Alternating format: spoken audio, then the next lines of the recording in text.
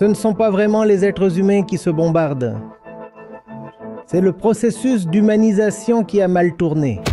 Quand les nations se bombardent au nom de la religion, de la vengeance ou de la légitime défense, comme dans le cas de l'Iran et d'Israël. La religion est le processus d'humanisation de l'animal. La sublimation de la bête qui naît du ventre. Une blessure appelée Israël. C'est ainsi que les Arabes l'ont pris. Vous savez, ces deux pays étaient en quelque sorte amis jusqu'en 1979. L'Iran était un des très rares alliés qu'Israël avait. Ces deux pays avaient été musulmans. Y aurait-il eu une lutte si ces deux pays avaient été juifs? Encore une fois, y aurait-il eu une lutte? Mais nous voulons fermer les yeux sur le simple fait que la religion mal interprétée est la pire chose possible pour les êtres humains. Tôt ou tard, l'Iran aura une arme nucléaire et Israël en a déjà entre 80 et 90. Vous savez ce qui s'en vient. De même, le conflit Inde-Pakistan. Vous pensez vraiment? Est-ce à propos du Cachemire ou d'un autre problème? Non. Mon argument est meilleur que le tien. Et mon Dieu est meilleur que le tien. Acharya-ji, quand des nations se bombardent au nom de la religion, de la vengeance ou de l'autodéfense, comme dans le cas de l'Iran et d'Israël, alors que révèle-t-il sur notre, soi-disant, processus de civilisation ou évolution humaine? La religion existe. Vers civiliser l'animal.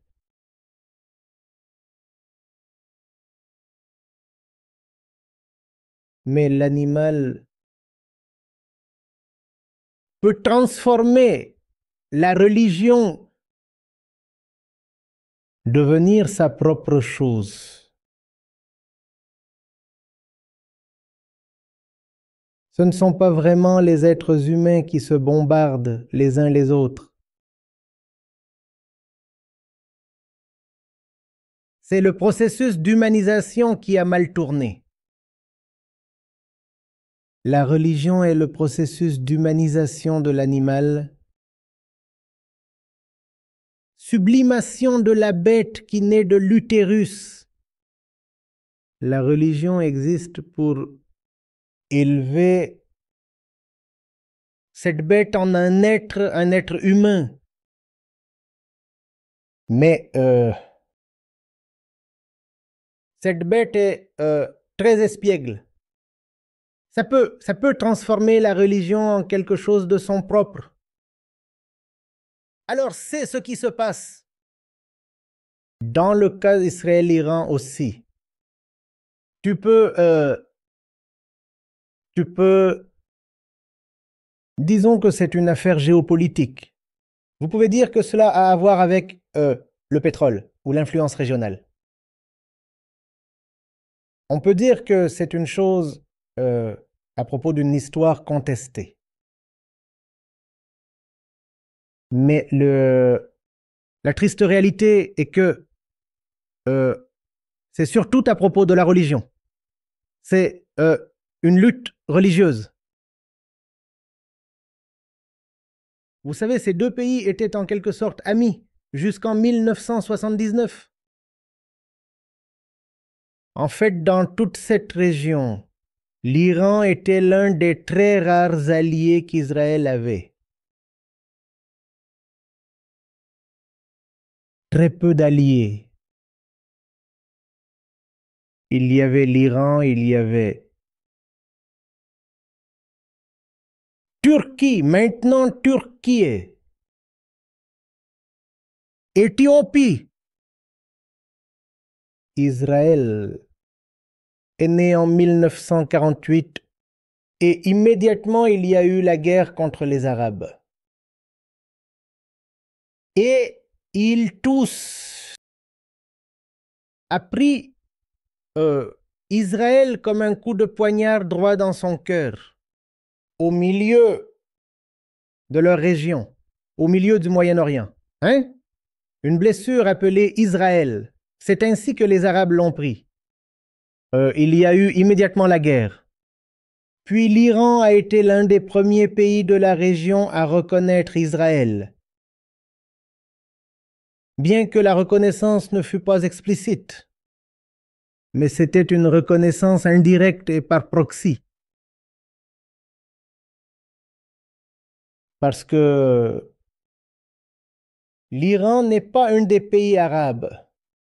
Vous savez, l'Iran vient d'une lignée perse et son histoire est antérieure à celle de l'islam. Alors, l'Iran aussi a eu une grande différence avec les Arabes. Et l'Iran est chiite, tandis que la plupart des pays arabes, à l'exception de l'Irak, sont sunnites. Même cela est une chose religieuse. Hein, l'affaire chiite et sunnite. Donc jusqu'en 1979. L'Iran était une monarchie. Et le monarque était pro-Est. Et l'Iran était un endroit plus occidentalisé que le monde arabe. Et Israël avait des relations correctes avec l'Iran. En fait, lors de la guerre des 6 jours, c'est l'Iran qui a fourni carburant, pétrole pour Israël. Et le Mossad d'Israël collaborait étroitement avec les services secrets iraniens. C'était le niveau de coopération entre ces deux pays. Pas qu'ils étaient les meilleurs amis. Mais par rapport aux relations Israël-Arabes, les relations Israël-Iran étaient bien plus cordiales. Puis est venu 1979 et il y a eu la révolution islamique. Tu vois? C'est la religion partout. Ne dites pas que ce sont des humains qui se battent. Puis vint 1979 et le monarque était jeté par-dessus. Il s'est enfui. Il a dit qu'il partait en vacances. Alors, il s'est enfui. Et ensuite, l'ayatollah Khomeini. Il avait... je suis sorti d'Iran il y a longtemps, presque 15 ans. Il était en France ou dans un autre pays européen. Il est revenu de là et il a pris les rênes et l'Iran a obtenu une nouvelle constitution islamique où la tête du conseil religieux serait également le chef du gouvernement. Alors, l'ayatollah reste le chef de l'Iran et cela continue jusqu'à aujourd'hui. Et c'est en 1979, avec la révolution islamique, que les relations entre Israël et l'Iran deviennent chaotiques. Soudainement, l'Iran déclare qu'Israël est le petit Satan. Qui est-ce le grand Satan? États-Unis.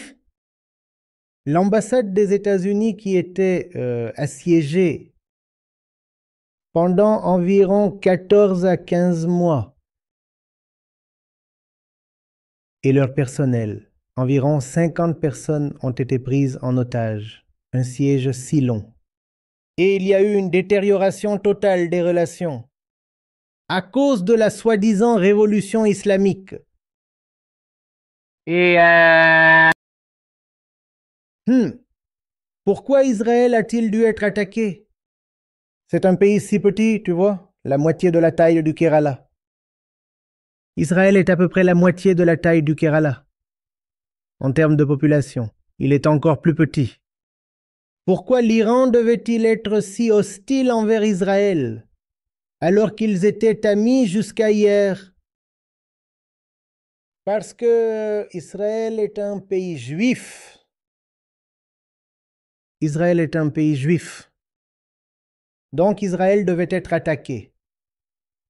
Attaqué à un tel point qu'il fallait dire qu'Israël est une tumeur cancéreuse dans la région arabe et qu'elle doit être retirée chirurgicalement en totalité.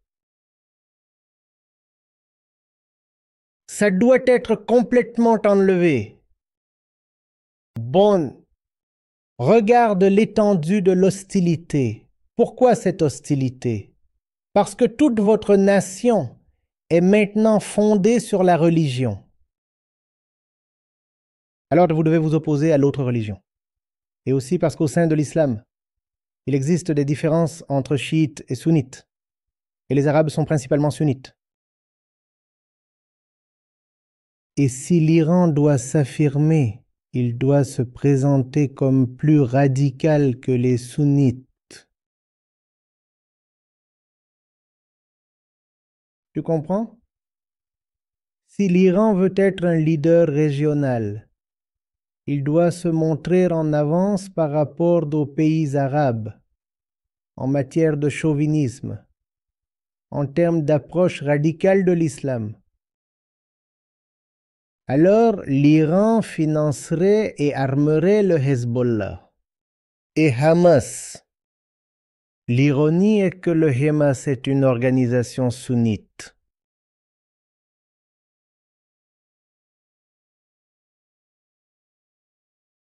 Est-ce que vous comprenez? Parce que vous êtes tous sunnites, donc vous ne m'écoutez pas de toute façon. Comment puis-je me présenter comme un leader digne du monde musulman entier? En trouvant un ennemi et en l'attaquant plus férocement que ne le font les autres pays. Vous êtes tous des pays arabes, n'est-ce pas? Et voici Israël. Vous n'attaquez pas Israël de la même manière que moi. Et parce que je m'oppose et attaque Israël de la manière la plus féroce possible, je suis donc qualifié pour être le leader.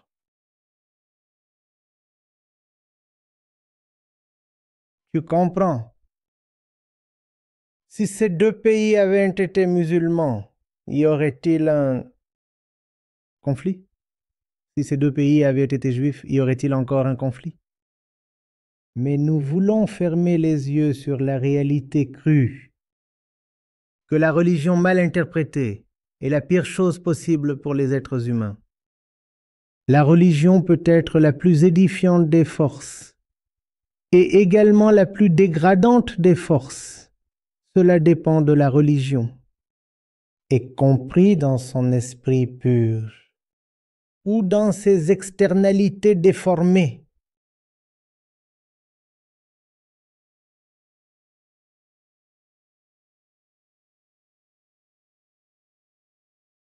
Maintenant, Israël bombarde constamment l'Iran, dans la crainte que si l'Iran parvient à avoir une arme nucléaire, alors Israël serait effacé de l'existence. C'est un petit pays. 2 ou 3 bombes nucléaires et tout le pays est anéanti. Donc leur doctrine est qu'aucun pays arabe ne sera jamais autorisé à avoir une bombe nucléaire. Ils ont déjà eu l'Holocauste. Ils ne veulent pas en avoir un autre.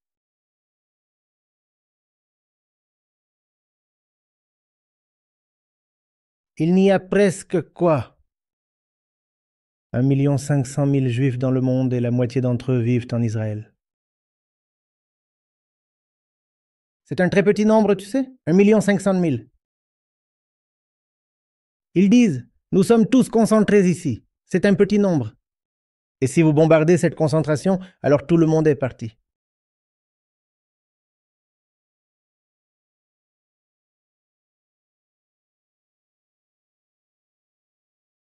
Et ils disent, nous allons le bombarder parce que c'est notre devoir religieux. Le sioniste, le régime doit périr. Le petit Satan doit disparaître.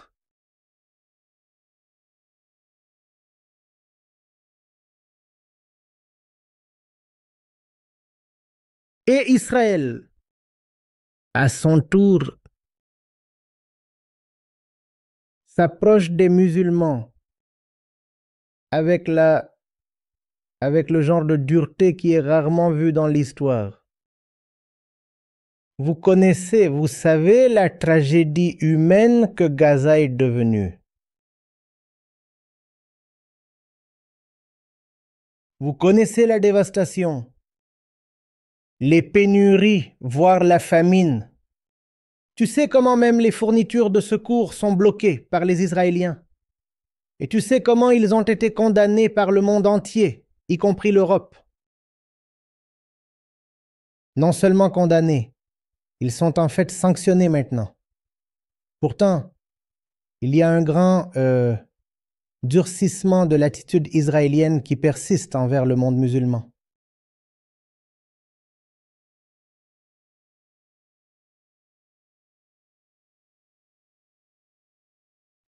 Et c'est là que les deux pays viennent de origine commune d'Abraham.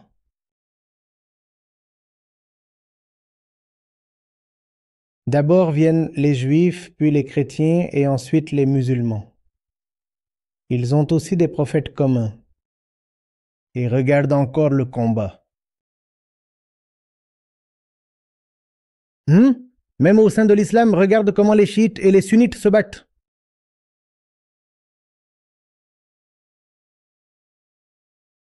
En obtenant cela, la religion peut être la force la plus violente et avilissante, et nous ne parlons pas seulement du judaïsme ou de l'islam ici. Nous parlons de toutes les religions à travers le monde. Quand elles sont déformées, ce sont les pires choses qui puissent arriver à l'humanité. Et puis, les gens sensés trouvent préférable de laisser tomber la religion complètement. Ils disent que nous n'avons rien à voir avec la religion. Nous sommes irréligieux, ou athées, ou agnostiques. Nous n'avons rien à voir avec cette chose historique primitive appelée religion. Ils disent que la religion appartient au passé. La religion est un phénomène médiéval.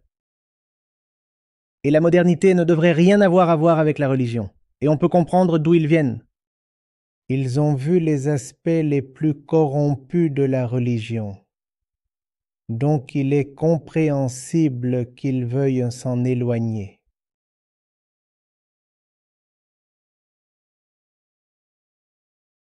Tu comprends? Maintenant Israël dit sauf si le leader religieux iranien, Khamenei, accepte de mettre complètement fin au programme nucléaire. Il sera physiquement retiré. Vous comprenez ce que cela signifie? Nous tuerons le président en personne. Comme si cela pouvait arrêter une nation entière.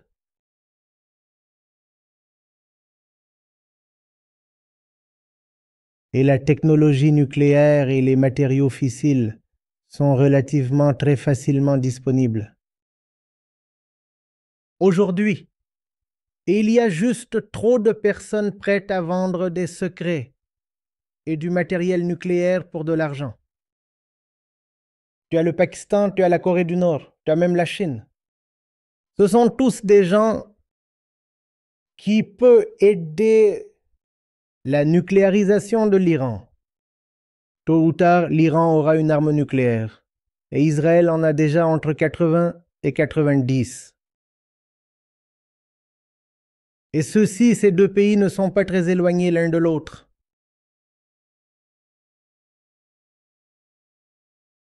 Tu sais ce qui arrive. Merci beaucoup, religion.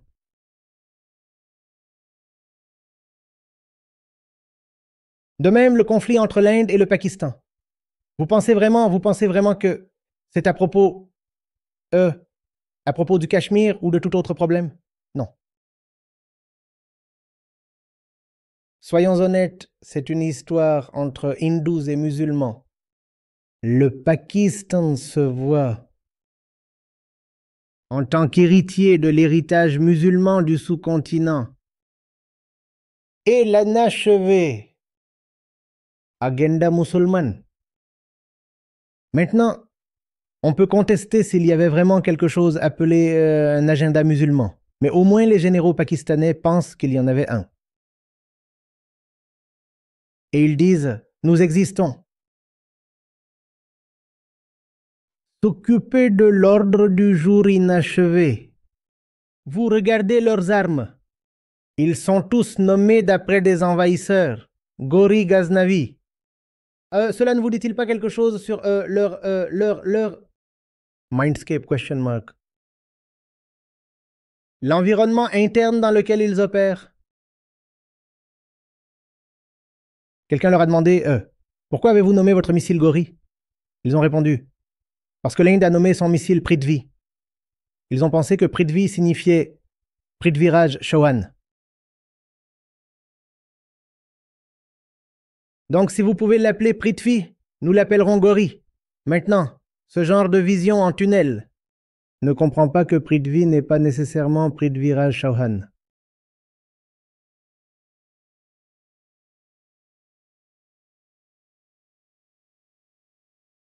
Encore, une histoire de religion. Je ne dis pas que tous les conflits sont religieux, mais la religion est une raison majeure chaque fois qu'il y a un conflit. Que ce soit des émeutes dans un pays ou des guerres entre pays, c'est une chose importante.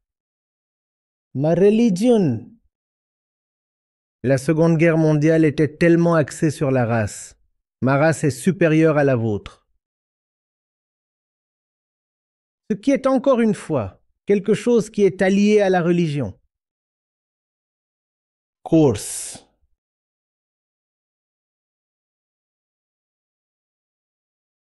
Tu comprends? Une religion abandonnée vaut mieux qu'une religion laissée impure. Mais si la religion était abandonnée, cela signifierait aussi qu'une grande force d'élévation serait perdue. Une grande possibilité, un grand potentiel qui aurait pu aider l'être humain qui a été abandonné. C'est un problème avec l'abandon de la religion. C'est pourquoi votre mission Gita est si importante. Parce que si la religion n'est pas purifiée, elle sera soit encore plus contaminée, soit elle sera abandonnée. Et ces deux choses se produisent. Les gens abandonnent soit la religion complètement, ou ils sont en train de, dans les griffes de, dans la captivité d'une religion totalement contaminée. Ne voyez-vous pas cela se produire en Inde? Ceux qui sont crédules, ils sont pris en charge par la religion contaminée. Et ceux qui ont un peu de bon sens, ils disent, nous n'avons rien à voir avec la religion, mettez-la de côté. Maintenant, ces deux-là sont des options imparfaites. Le premier est une option carrément abominable, et le second aussi est sous-optimal. La meilleure option est toujours d'avoir la religion dans son esprit pur. La religion dans son esprit pur est une belle chose. Cela ne provoque pas de guerre. Tu comprends? Une est une bête. Il n'y a rien de mieux dans la vie que de trancher la gorge de l'autre. Mais un est une sorte de bête rationnelle. Alors on cherche à justifier ouvrir la gorge des autres. L'un d'eux dit, vous savez, c'est pour défendre ma religion. Le truc, c'est que tu abuses de la religion de la pire manière possible.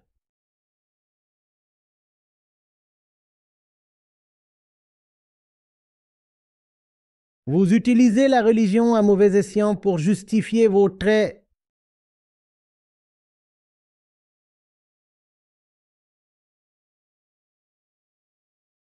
Ma voiture est meilleure que ta voiture. Mon argument est meilleur que ton argument. Et mon Dieu est meilleur que ton Dieu. Mon Dieu est meilleur parce qu'il est mon Dieu. Et je cracherai sur ton Dieu parce que c'est ton Dieu.